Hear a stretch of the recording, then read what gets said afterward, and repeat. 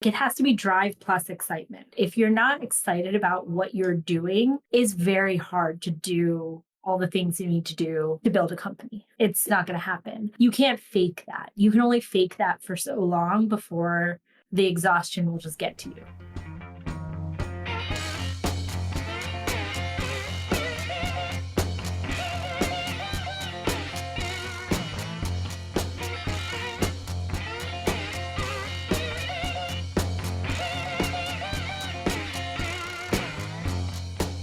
Our featured speaker today is an MIT bootcamp alumnus, a healthcare entrepreneur, strategist, and advisor with 18 plus years of experience in the industry. She's passionate about driving healthcare innovation and access and has been recognized as one of the PM 360 Elite 100 in 2023. Priya, it's such a pleasure to finally meet you and get to speak with you. Thank you so much for being willing to share your journey with us. Thank you for having me. I've been hearing about Founders Voyage for a while. I know there have been a few of my fellow MIT bootcamp alumni on. I'm excited to be here. Thank you for having me. It's a pleasure. I was wondering if you could give us a little bit of background about you and maybe talk to us somewhat about your experience growing up and maybe some of the early life events or people that came into your life that you feel like really had a strong influence on who you've become. Yeah, thank you for that question. It's funny, I was just having a conversation earlier this morning with a fellow entrepreneur and someone who has experience in kind of the commercial space. And we were talking about both of our journeys. So it's kind of a very interesting question that you asked that. So I was born in India and then moved to the US when I was pretty young. I started off in a Montessori school. I believe that starting off my education in a Montessori setting really did shape the way that I think and the way that I kind of approach entrepreneurship in a very like stealthy way, because I think in a very logical perspective, I never saw myself as an entrepreneur growing up. I was really into science and I just thought that that's what I was going to be doing. Some of the early experiences that I think really influenced that was we lived the very traditional immigrant student life. So my dad actually came to this country as a PhD student in biomedical engineering. And so we lived on the university campus in Pittsburgh, the University of Pittsburgh campus. I went to my dad's PhD classes with him. I went to my mom's lab with her when my parents needed to give me something to occupy me. My mom would give me slides with cancer cells to look at in the microscope. I would take now we have the smaller pipettes, but like in a university lab, they would have these glass pipette tips and they would sterilize them. And then she would give me a bag of sterilized pipette tips. I'd have to wear gloves and stack them in each of the different things. So I think just being in that space and just being around my dad's PhD advisors, and they never treated me like a child. So I would have these conversations with them about their research and the book that I was reading or something. I'm so thankful to just the way that the entire community treated me. They didn't treat me like this annoying child, which I'm very sure I was, but I had so many interesting conversations with people. And it's funny, it was so long ago, and I don't think I could actually name any of the people, but I really think that that's what really drove my excitement about science and the concept. It was just that. It's just excitement. So combined with the Montessori education that I was getting and just being around this environment so regularly, it just kind of made me so excited about learning. So I think that's just a really big personality trait for me. I just love to keep learning. That's brilliant. And I think that's one of the key traits for success, like ongoing success, is to accept that you're never done. You're never fully cooked. You're always continuing to learn and develop yourself. Now, I've heard really good things about the Montessori schooling system, but just to get an idea or a sort of uniform understanding of it, could you give us a bit of a rundown on how it functions? Oh, yeah, of course. So the Montessori education system is very like student centric. Like I think the way that I think of it is so the way that I explain Montessori now has shifted based on my professional experience. So I'll kind of explain why I describe it that way. When the Affordable Care Act came out, there's method, I swear. So when the Affordable Care Act came out, one of the things that was part of the tenets was patient centricity. At the time, I was working in value communications as a medical writer. I had to explain patient centricity. And so it's really like that shared decision making, and the patient is at the center of so the healthcare is not something that's being done to them, but it's something that they are participating in. And that's how I describe the Montessori schooling system now. School is not something that is being done to the children. It's something that they are participating.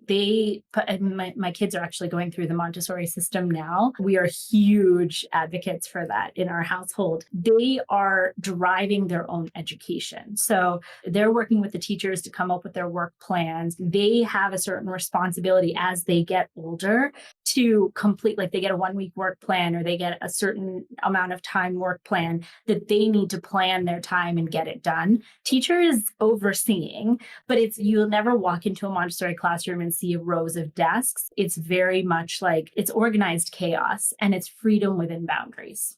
I don't completely know about the Montessori school system, but freedom within boundaries is definitely like something I've heard before as a way to describe it. And I really appreciate you kind of elaborating on what that experience has been for you and how it's transformed a little bit. So, can you talk to us about your experience kind of? Congratulations on PFG Metcom recently hitting the 10-year milestone. But I was wondering, if you could kind of take us through some of the startup days the organization went through and like kind of how you see the company as compared to now. Oh, yeah. So I think we should start with getting started for me. I think going through my career, like I said, like I would probably describe myself as not necessarily an accidental entrepreneur, but it took me a while to actually be like, okay, this is what I'm doing. And I loved every step of it, but I think I had this vision of what an entrepreneur looks like and should be like, and I just didn't see that in myself. So I think a lot of that was like the personal growth journey of getting to where I am and actually like self-identifying as a full-time entrepreneur. I think that is one journey. But getting started from like a very initial, so I had a job and the drug that I was working on didn't get approval. There were layoffs. It was serendipitous. It worked out where I raised my hand and I kind of gave some indication that I really wanted to be the one laid off. I had a little bit of an inkling that it was going to be coming a little bit earlier. So I kind of did this like blast to my entire network because I had built relationships over the course of my career and said, hey, I'm going to be independent consulting now. Would love to talk to you if we can collaborate. That same day, I hadn't even gotten laid off yet. I had 3 projects that I could work on. So I was like, okay, this is great. I'm going to be an independent consultant. I'm going to take my layoff, whatever, I'm going to get laid off, and I'm just going to just be an independent consultant. That's going to be that's what I'm doing going forward. Didn't have an intention of building a company and like doing the whole thing. I registered an LLC and kind of like took it from there. Then a couple of things happened. 2 weeks after that, found out I was pregnant with twins. So kind of like when it rains, it pours, right? Found out I was pregnant with twins. And I was like, okay, well, now I am really closing the back door because it didn't feel right to even look for a job or like take any job offers, because a lot of the people who I'd reached out to said, okay, great, come work for us. And I was like, no, I really don't want to do that. I'm going to do this consulting thing for a little bit. Then I found out I was pregnant. And I was like, well, I'm not going to take a job.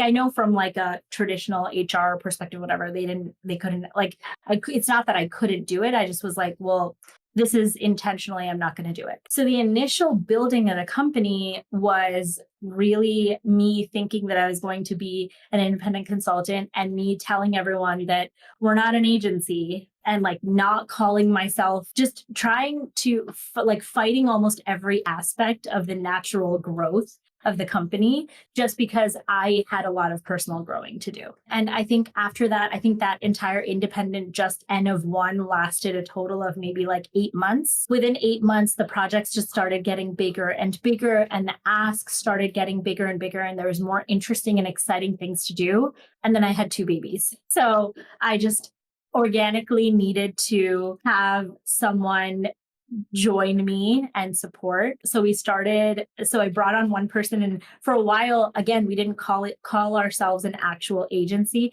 I called, oh yeah, we're a freelance team. We're just we're your consulting team.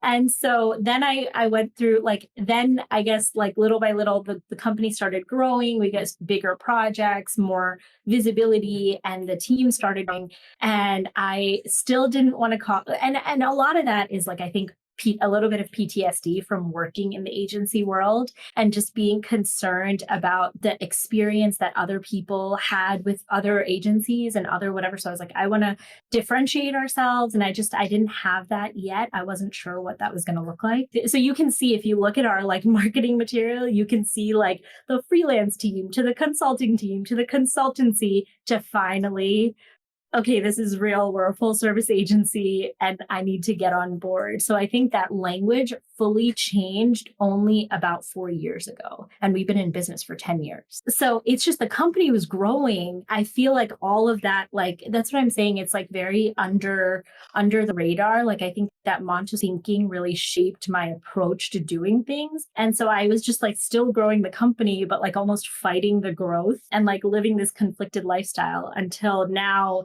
I started another company and it's just, this is what I do. I have a vision of an exit, and I have a vision of what that's going to look like. And then what I'm doing next too. So it just kind of builds from there. I think you can't really fight the entrepreneur inside.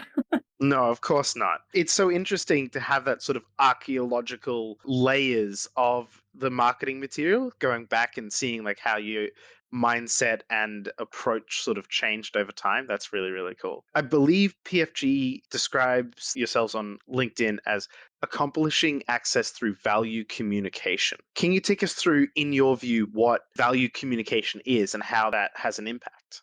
Yeah, thanks for that question. So I think that the rationale for what our core capabilities are, everything falls under this 360-degree approach to access. It's a trademarked process, and there are 3 pillars: anticipate, adapt, accomplish. The rationale for pulling all of these under one umbrella is a lot of companies, our clients, pharma companies, med device, biotech, all of the entire continuum of companies in the life sciences sector, they'll have a advertising agency, they'll have a medcoms agency, they'll have a publication agency, they'll have a competitive intelligence firm. So they have a lot of different vendors, and in many cases, the right hand not talking to the left hand. By pulling everything together under this 360-degree approach to access, that's our filter for anything that we put out for our clients.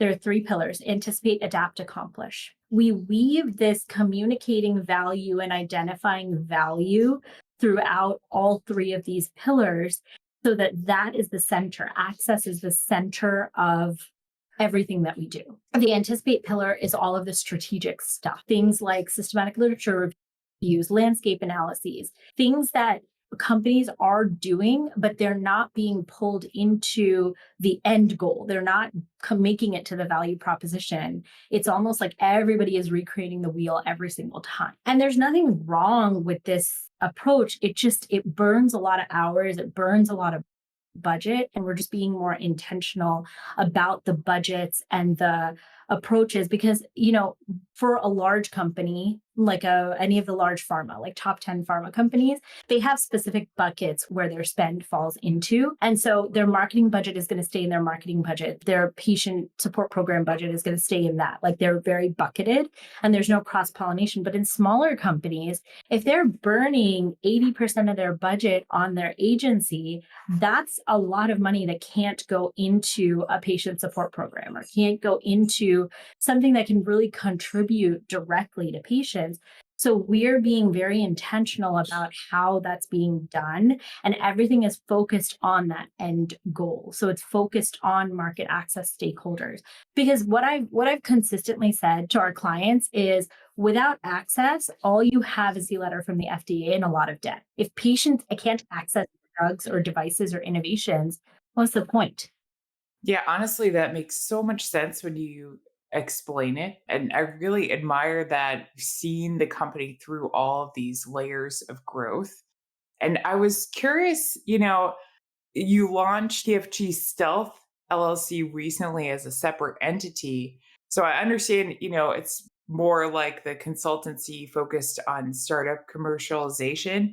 But I was wondering, like, how did you decide on timing for that? Like, how did you know it would be the right time to launch this other entity to serve this other need?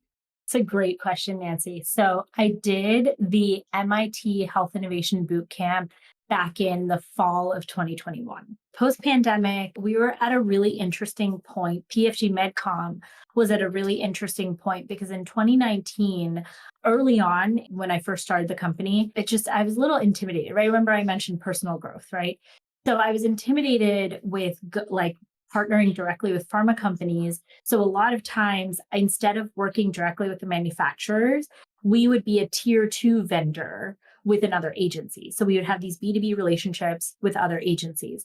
Didn't solve the problem, like everything that I described. We couldn't truly enact our 360-degree approach to access because there was another relationship in between there. And so 2019, at the end of 2019, we decided as a team to cut the cord. For the first time going into 2020, January of 2020, we had the entire year, we had contracts allocated for the entire year based on like there were a couple of small companies that had launches, there were some clinical studies going on. March 2020 was the pandemic, right? So threw the industry for a tailspin, and I just needed to survive. Like I needed to make sure that we didn't fold because of the pandemic. So we pivoted pretty hard. A portion of our business went to what we knew. We went to I found a real agency relationship that I had, and we worked as a tier two vendor, right? So that was one component. Then we pushed more into like a lot of the work that we had been doing. I was in the pharma sector. We went into med device, right? So we started partnering with a couple of med device companies. Through that process, then we also started partnering with a couple of startups, early phase startups. So that entire year, what I realized was we were looking at each other, my team, and going, if they had just known XYZ earlier in the process. Like during the product development process, if they had known to ask this question, they would be in much better place here. When they were doing their clinical study, when they were building their clinical development program, if they had just thought about capturing this data point, or if they had added this into their pivotal trial, or if they had built this, like just really minor things that they could have done, just minor tweaks that wouldn't have costed more. It was just minor shifts. But they just don't know to ask those questions. When you're a small startup, you're just trying to stay alive and you're focused, especially when you have a biomedical product, you're just focused on getting that FDA approval, right? You're getting through that clinical study, you're getting through. So there's no way of thinking from a big picture strategic perspective. So I found the MIT Health Innovation Program at the right time. And my intention for going through that program, initially, my objective going into the program was, hey, I'm working with these startups and I want to impact change. So I need to understand what they're going through to develop a product, right? Which is exactly what I got from that health innovation program. I got a lot more, right? Like going through everything, the entire way the program is structured, you really understand what it takes to kind of go through that iteration process, the ideation, the PMR, all of that stuff. But what I also got from it at the other side was like just that little bit of a bug of like, oh, look at all these like opportunities that we have to develop. So like just ideas, right? I'm an ideas person. So like that's what that program also gave me. But when I went through that program, it really made me understand the startup experience and really why they weren't thinking more strategically about these different opportunities because they don't know. Like it's a very myopic experience being in that early phase startup. There's just so much stuff going on. I can't, because I'm not just an N of one anymore with PFG Medcom. We have a team and it doesn't make sense I wanted to create something, a service that was accessible to startups. So like they're not going to be in a position to hire an agency like PFG Medcom. The budget isn't there. And you don't know if you're going to be in business in a couple of months, let alone be able to think 5 years down the line. So through PFG Stealth, I'm an N of one. It's more independent consulting at the moment. I have a vision of what that's going to look like as it grows. But I'm able to just do different, I can take equity-based compensation. I can hire PFG Medcom for specific projects for these startups, but it just creates a little bit like a more accessible service for startups. And that was the rationale for launching that. I tried to pull it into a PFG Medcom service. It just doesn't work based on our business model. That's interesting. I really enjoy hearing about how the different structures and approaches to different products affects how you can go about these different things and why you'd make the choice to spin out this smaller PFG Stealth. I think that's really, really cool. Hi there. If you're enjoying this podcast, would you mind leaving us a review, a like, and subscribe on your favorite podcast platform? Thanks so much. That really helps our reach. The Founders Voyage podcast is now proudly sponsored by VidOps. Kane at VidOps has been taking care of our editing since early 2024. He works efficiently, and I'm sure you'll agree that he does a great job. Thank you to VidOps for helping bring this podcast to life. If you want the same great support we're getting for your podcast, or you need help with video, photography, or animation, you can get 10% off at vidops.io using our referral code Voyage. That's vidops.io, referral code Voyage. Now back to the show. I was just going to ask you about how you came to be a mentor at Femtech Lab and what that experience has taught you. Yeah. So actually part of that process of before I officially launched PFG Stealth, I think once you start looking for something or you kind of it's like if you want to buy a car and you have a particular one in mind, all of a sudden you see only those cars on the road, because that's what your brain is looking for subconsciously, right? And so I think after I did the health innovation bootcamp program, it was swirling in my mind, how do I help companies earlier? How do we get involved earlier? How do we support that for startups specifically? See, with pharma, our anticipate pillar, big companies, pharma, med device, biotech companies, big companies that are hiring agencies, our anticipate pillar does the job, right? We're doing that foundational work for them and doing that strategic work. So they're bringing us in earlier in the development process. But startups, they don't even know to look for an agency. So I started, and that's how I met the Femtech Lab team during that inflection point where I had finished the MIT program, the bootcamps program, and I was starting to think about how can I be around startups to affect that change. And Femtech women's health is obviously something that is very near and dear. During the pandemic, one of the clients that we started working with and are still working with is a women's health client. They were in a startup phase they were very small when we started working with them in 2020. And they have since gotten acquired and they've grown. And it's just been really amazing to see. But I was like, let's start with women's health, because the entire world of healthcare is too big. What are some startups that are happening? What's happening in women's health that I can affect and kind of support? And that's when I met the Femtech Lab team. It's really cool how they've built out. And it was a little bit earlier when I engaged with them. Now they have a huge mentor community. And it's really cool to see how they've really built that up. So they're basically a startup accelerator, and they have a team of mentors. We have individual Calendly accounts that are in the catalog for them, and we've specified what we can help with. And the Femtech Lab team knows that when a particular startup needs something, they know us. And so I'll get a message from Tatiana at Femtech Lab and be like, hey, so-and-so startup, we were talking about this. I think they'd benefit from a conversation with you. So that's how it started. Now, for every cohort, I actually conduct a value communications and market access workshop for them as part of their accelerator journey. That's really neat. I knew you were involved in it, but I didn't realize just how involved you are. I think that's so cool. So you're doing so many different things, and I really admire that. But how do you find balance, like between your work and your family life and all the other things? We haven't even talked about hobbies, like all the other things that you're passionate about. That's a great question. And I think this is a conversation. I think it's never perfect. I've noticed like I've had to sort of find again, that's also sort of changed over the years. When I first started the company, I had babies. So basically it was like work and babies. Like there was no time for anything else at all. As I got a little bit older, I was like, company's starting to grow. Like I don't feel nervous anymore. So I should do something. So my husband and I started CrossFit. I ended up going with CrossFit and like high intensity workout route because that's very fitting for my personality. And I don't get too involved in like, I'm not competitive from the perspective of like, look, they're doing this. I got to be better than them. It's more,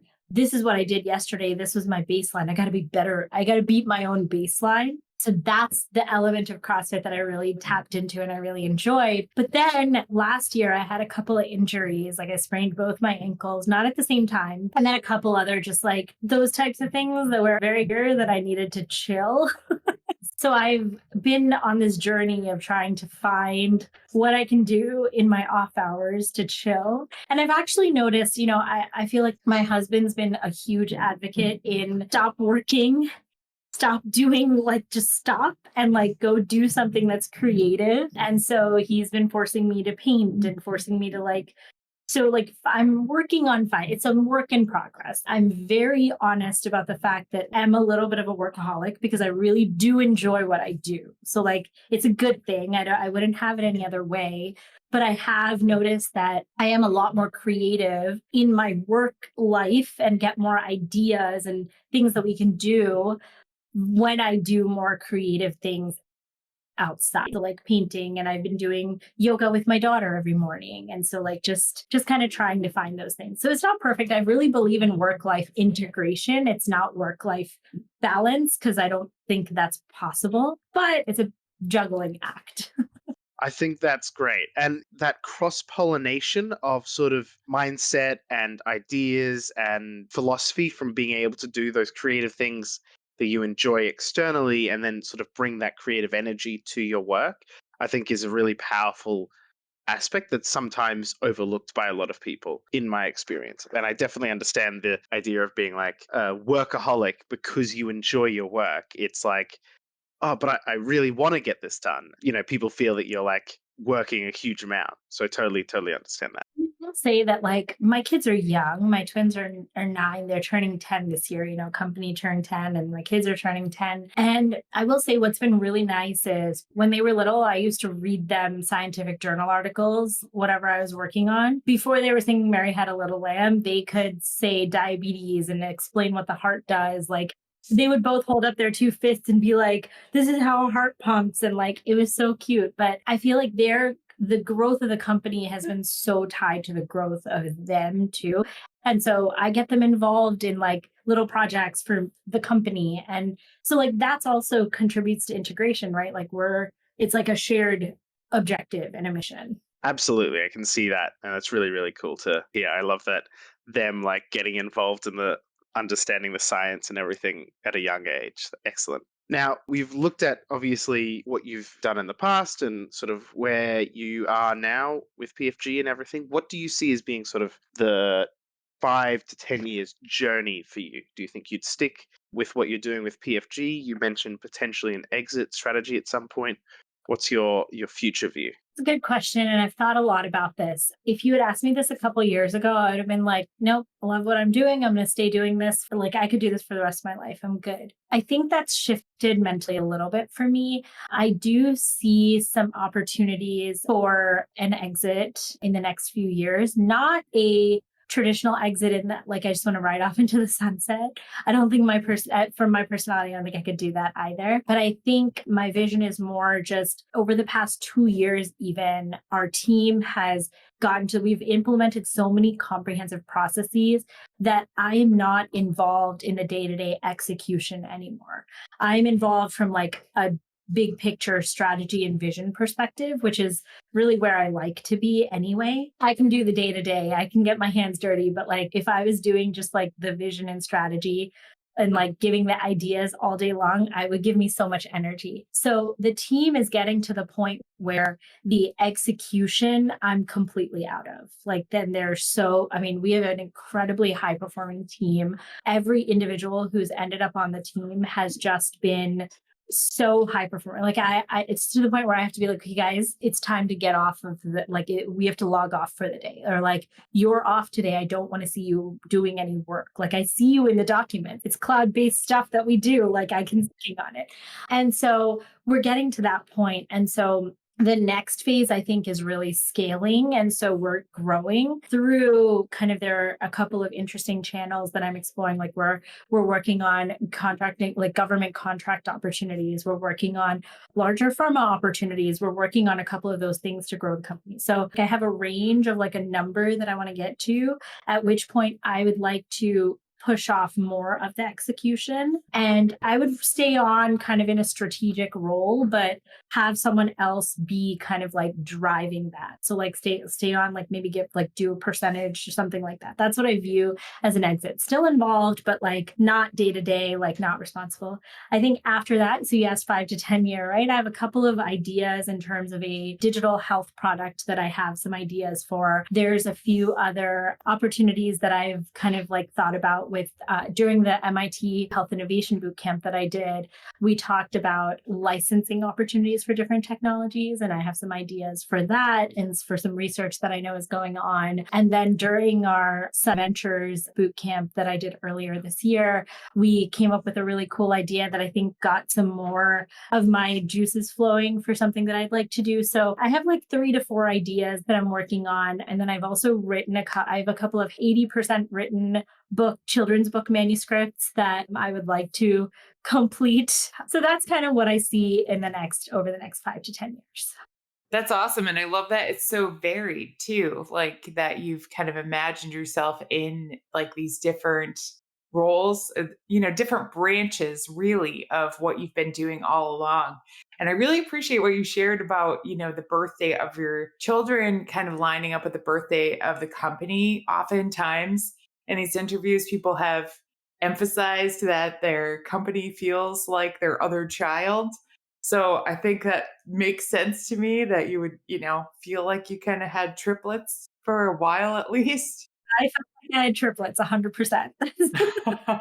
I believe it, with different needs too. I have a sister that has biological twins, and that was definitely a challenge that I watched her go through the layers of. And I know how rewarding it can be too, but I really respect you for going through all of that at once. As soon as you said, I got laid off and then I got pregnant, I mean, that juxtaposition is really, really difficult to manage your emotions too. And I also wanted to say, like, I think what you said about the work life integration is so wise too, because I want to have off hours, but the truth is, like, some of my off hours, like you said, doing art for me, like going on a beach trip, I will start thinking about work. And it's not like a bad thing. It's not like a to-do list, but it's like you could do this with this. And like somehow things just start clicking in a new and exciting way. So I think as long as you can keep your stress in check, I think that's such a healthy way to look at it. With that said, I'm honestly wondering, with your experience, what do you think has been like the most exciting stage of the company for you?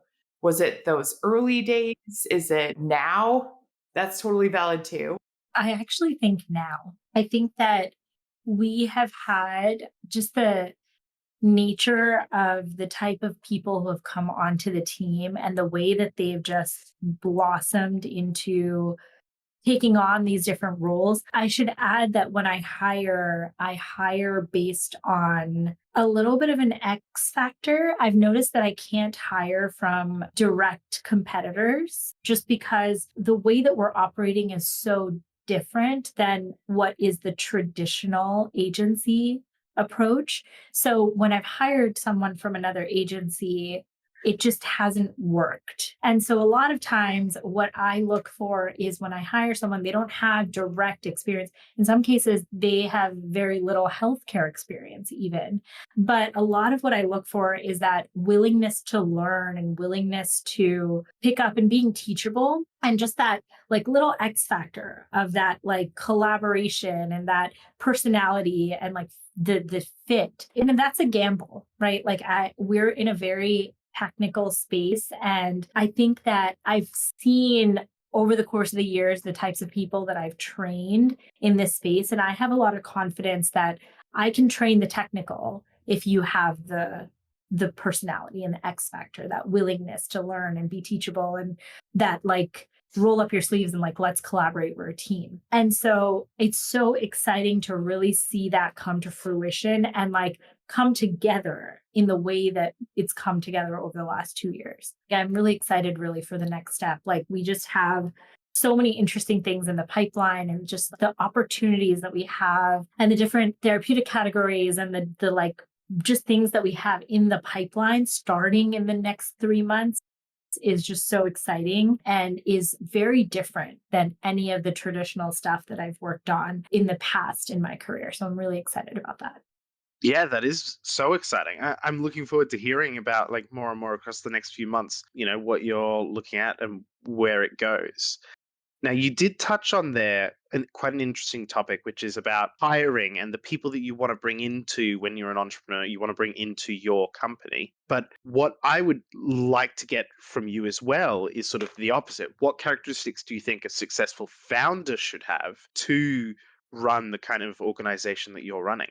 Oh, that's interesting. So I have a little bit of this, you know how they say like my toxic trait kind of thing. I always think that what I'm doing is not that complicated. Like it's easy, like anybody can do it kind of a thing. I really do believe that. I really do believe that like the day-to-day technical things that I'm doing, anybody could do. What I think is really important as any entrepreneur, whether it's a company like mine or any company, is just that excitement and that drive, because it has to be drive plus excitement, right? If you're not excited about what you're doing, it's very hard to do all the things you need to do to build a company. It's not going to happen. You can't fake that. You can only fake that for so long before the exhaustion will just get to you. Most entrepreneurs, anybody who wants to go into being an entrepreneur, they have the drive. But that like finding that thing that gives you energy, because you have to find the energy in the exhaustion. If what you're doing doesn't give you energy, it's just not going to happen. It's not going to work.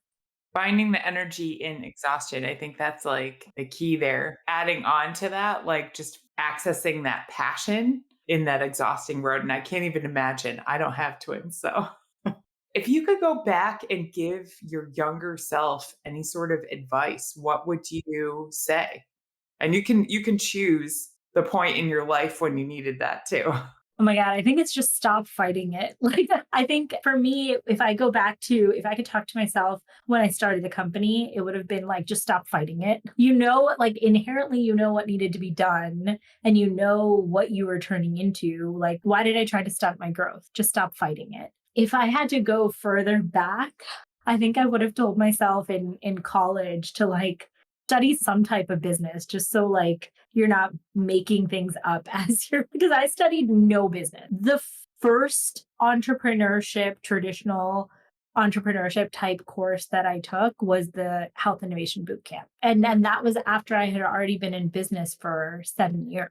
We didn't have a website for PFG Medcom up for like 5 years because we were too busy. We had too much. So like all of our business came from people I knew and the referral. And that was great. I wore that as a badge of honor, but like, that's not an exitable company. Like that's not a real, I just didn't know what I didn't know. So I think that's what it would be. We stop fighting it and like learn some business. It's relevant even if you don't start a business.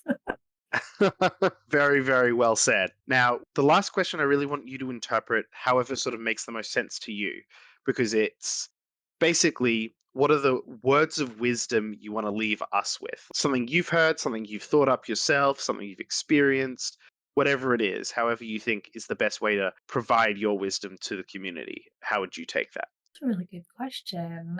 Not to steal a quote from a well known brand, but I really think it's just do it. I feel like we just, as humans and like just as individuals, as high performing individuals, right? Because that's the nature of people who would be in a community like this.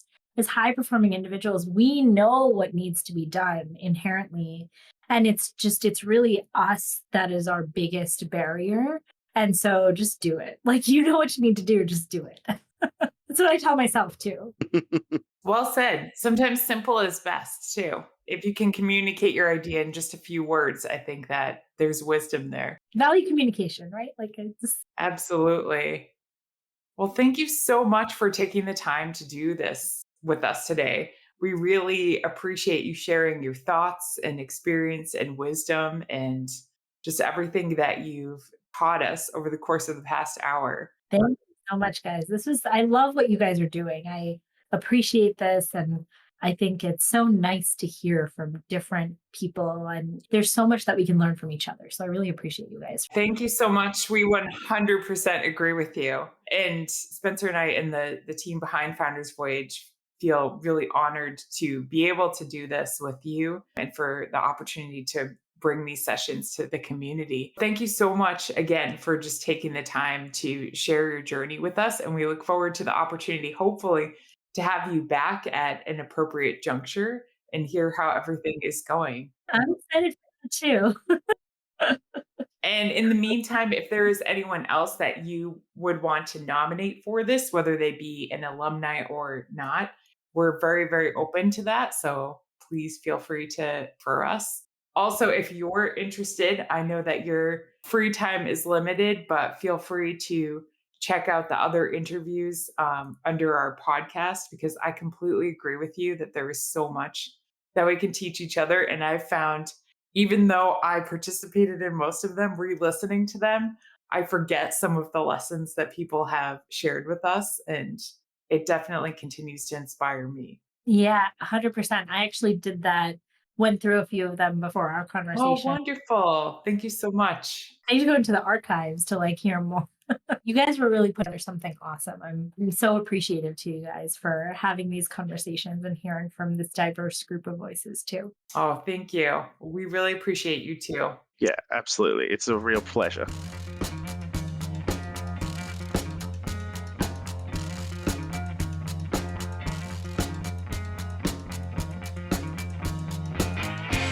You've just finished another episode of Founders Voyage, the podcast for entrepreneurs by entrepreneurs.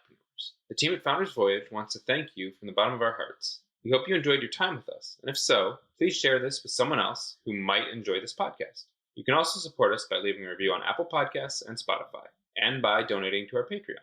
Outro music today is Something for Nothing by Reverend Peyton's Big Damn Band.